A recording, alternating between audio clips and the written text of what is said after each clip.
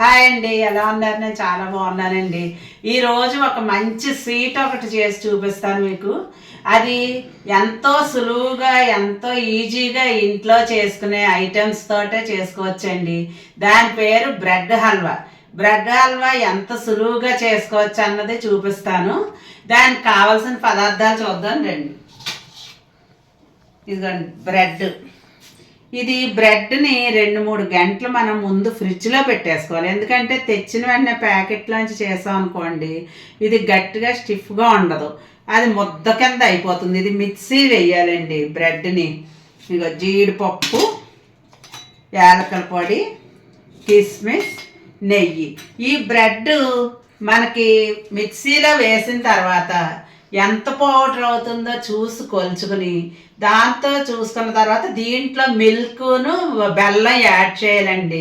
ఈ పౌడర్ని బట్టి మనం ఆ 2 కొలతలు తీసుకుంటాం అన్నమాట. ఇది ఎలా చేయాలి అంటే అన్నది చూద్దాం. మిక్సీలో వేసుకొస్తానండి, తర్వాత ప్రాసెస్ చూపిస్తాను. ఇదిగోండి బ్రెడ్ని చిన్న చిన్న పీసెస్ కింద చేసుకుని మిక్సీలో వేసాను. మనం చుట్టూరా బ్లాక్గా ఉన్న బ్రౌన్ కలర్లో ఉన్నవి కూడా మనం కట్ చేసుకోవాలి, ఇలా పౌడర్ చేసేసుకోవటమే. చూసారా, ఇది ఫ్రిడ్జ్లో మనం ముందుగా ఫ్రిడ్జ్లో పెట్టుకున్నాం కాబట్టి బ్రెడ్ ఇలా పొడి పొడిగా నూక కింద వచ్చింది. చూసారా ఎంత బాగా వచ్చిందో. ఇప్పుడు దీన్ని పక్కన పెట్టుకుని ముందు స్టవ్ వెలిగించుకున్నాం, కొద్దిగా నెయ్యి వేసుకున్నాం. ఇప్పుడు ప్రతి ఫంక్షన్లో కూడా బ్రెడ్ హల్వా లేనిదే ఫంక్షన్ లేదన్నట్టు ఉందండి. ఇదిగో ఇప్పుడు జీడిపప్పు వేసుకుందాం.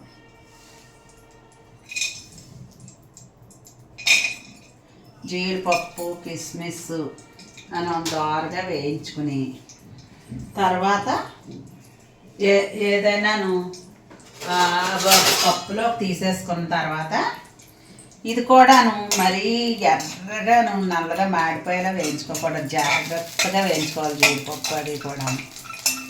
ఇంకా ఏవేవో బాదం పప్పులని అవి ఇవి వేసుకుంటారు, కానీ అసలు మెయిన్ వేసుకునేవి జీడిపప్పు, కిస్మిస్, యాలకులునండి.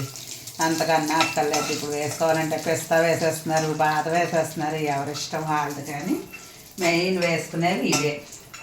ఇవి సన్నగా చక్కగా ఎర్రగా వేయించేసుకోవాలి.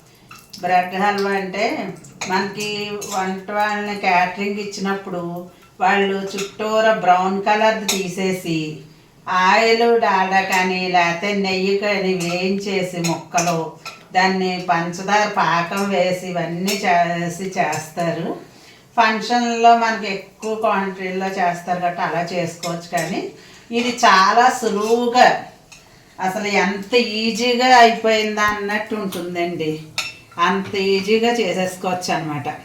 చూసారా, ఇలా సన్నటి సగనే వేయించుకోవాలి మనం. జీడిపప్పు అయినా ఏదన్నా కొంచెం బ్రౌన్ కలర్లో వచ్చేలా వేయించుకుంటే టేస్ట్గా ఉంటాయి. మాడింది అనుకోండి చేదు వస్తాయి, చేదు. అందుకని వేయించుకునేవి చాలా తొందరపాటు వేయించుకోకూడదు, జాగ్రత్తగా వేయించుకోవాలి. ఇందులో కిస్మిస్ కూడా వేసేద్దాం. చాలా చాలా దీంట్లోనూ మనం వేసుకునేవన్నీ పాలు బెల్లంతో చేసుకుంటాం కాబట్టి పెద్దవాళ్ళు కూడా షుగర్ ఉన్నా కూడా మనం తినవచ్చు అన్నమాట అందరూ. ఇవి వేడిపోయి దీంట్లో తీసేసుకుని పక్కన పెట్టుకుంటాం.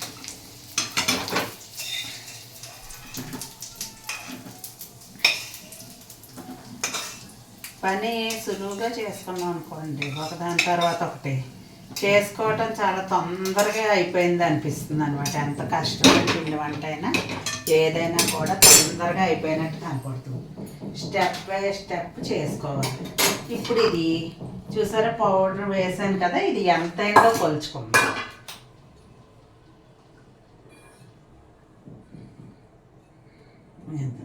కొద్దిగా నెయ్యి వేస్తాను ఇందులో మళ్ళీ.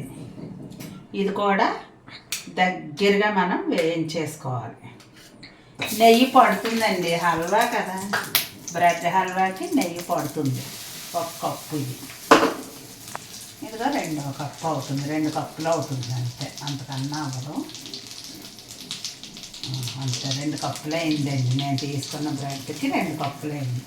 దీన్ని దోరగా వేయించేసుకోవాలి. దోరగా వేయించేసుకుని చక్కగా వేగిపోతుందండి. నూకలా వచ్చేసింది చూసారా. అదేంటంటే మనం ఫ్రిడ్జ్లో పెట్టకుండా వెంటనే మిక్సీ వేసామనుకోండి ముద్దగా అయిపోతుంది. అలా కాదు, అందుకని ఫ్రిడ్జ్లో పెట్టామంటే బ్రెడ్ స్టిఫ్గా అవుతుంది. మిక్సీలో వేసిన ఇలా నూక కింద వస్తుంది. ఇప్పుడు అది దోరగా వేగుతూ ఉంటుంది. ఈలోపు మనం బెల్లం అండి 2 కప్పులు అయింది కాబట్టి 1 కప్పు బెల్లం వేసుకుంటే స్వీట్ చూసుకుని కొంచెం వేసుకోవాలనుకున్న వాళ్ళు వేసుకోవచ్చు, కానీ 1 కప్పు అయితే సరిపోతుంది. 1 కప్పు బెల్లం అంతే. ఇది నేను కొంచెం వాటర్ పోసి పక్కన పెడతాను. కరిగితే చాలు, పాకం ఏమీ అక్కర్లేదు. కొంచెం కరిగితే బెల్లం సరిపోతుంది. మరి పాకం వచ్చేసి ముదురు పాకం వచ్చేసి అది ఏమీ అక్కర్లా. ఈలోపు ఇది వేగుతూ ఉంటుంది. ఈలోపు ఇది వేగింది కాబట్టి ఇందులో ఇప్పుడు ఏం చేయాలంటే 1 గ్లాసుడు పాలు పోయాలి. ఇదంతా సన్నగా వేగిన తర్వాత నేను మళ్ళీ చూపిస్తాను. ఇది వేగిపోయింది. ఇప్పుడు ఇందులో 1 గ్లాసుడు పాలు, చిక్కని పాలు తీసుకున్నాను.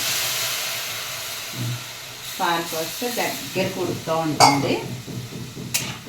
చూసారా ఎంత మెత్తగా అయిపోయింది. అదే మనం ముక్కలు కట్ చేసుకుని వేయించి ఇవేమి అక్కర్లేదండి, చక్కగా అయిపోతుంది. చూసారా ఎలా అయిపోయిందో. బ్రెడ్ దగ్గరికి అలాగా ఉడుకుతూ ఉంటుంది.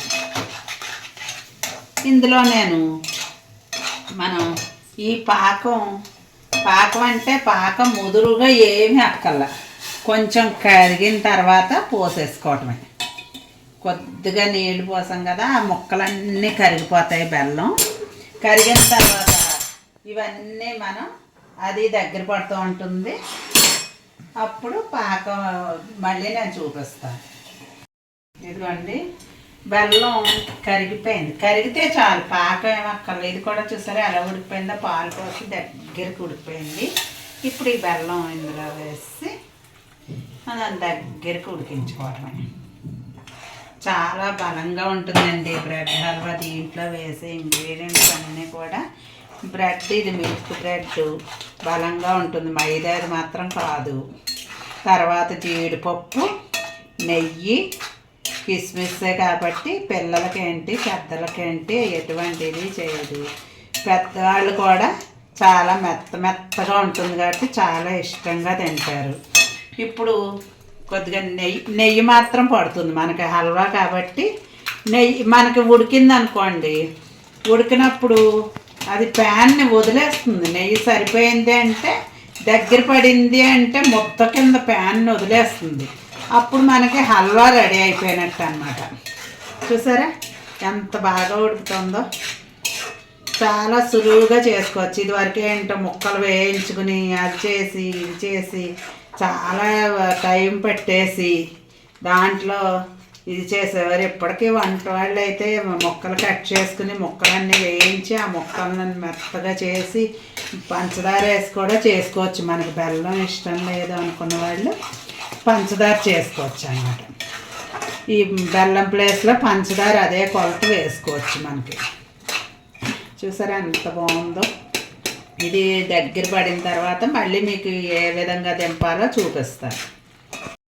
ఇదిగోండి ఇది చూసారా ఇలా దగ్గర పడిపోయింది. ప్యాన్ అలా వదిలేస్తుంది అనమాట. చూసారా అసలు ప్యాన్ ఏమంటుకోవట్లా. కొద్దిగా నెయ్యి వేసేసి ఇప్పుడు యాలక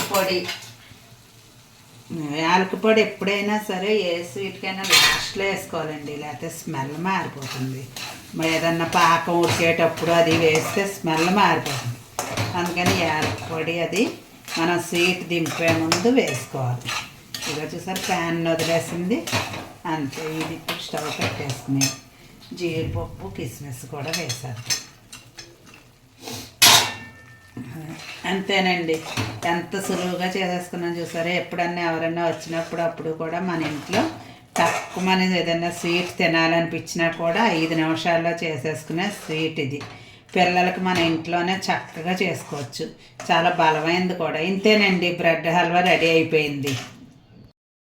ఇదిగోండి, మీ అందరి కోసం వేడివేడిగా తియ్యగా కమ్మటి మంచి బ్రెడ్ హల్వా తయారు చేశాను. చూసారా ఎంత సులువుగా తయారు చేసేసుకున్నాము.